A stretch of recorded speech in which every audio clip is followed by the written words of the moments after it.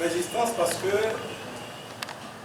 le gouvernement a cherché à violer la loi en cherchant à interdire nos manifestations pacifiques.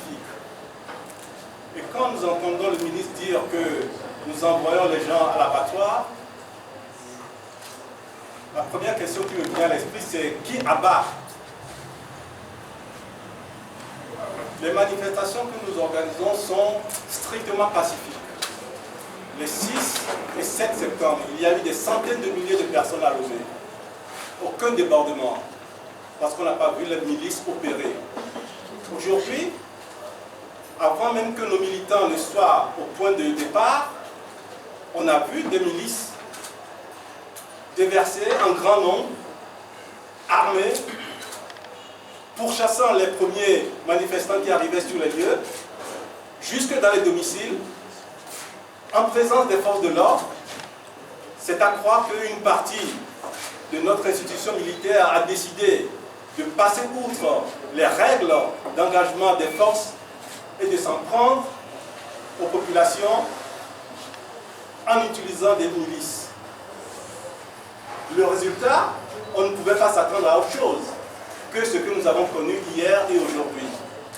C'est inacceptable dans un pays où l'on a le droit de manifester pacifiquement.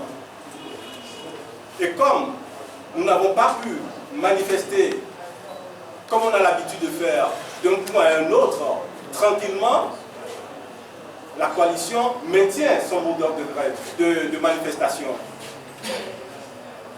C'est pour que la liberté que nous recherchons, on puisse l'avoir, même si c'est à la sueur de nos fronts, même si c'est au prix du sang. Parce que des Togolais sont encore tombés. Ce sont des morts de trop qu'on ne peut pas accepter comme ça.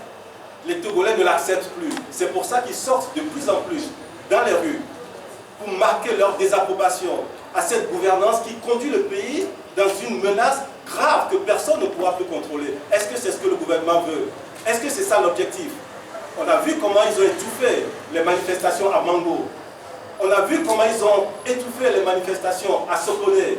Et on voit maintenant comment ils sont en train, avec le concours des milices, tenter d'étouffer les manifestations à Lomé. Ce n'est pas responsable. Et nous ne laisserons pas faire.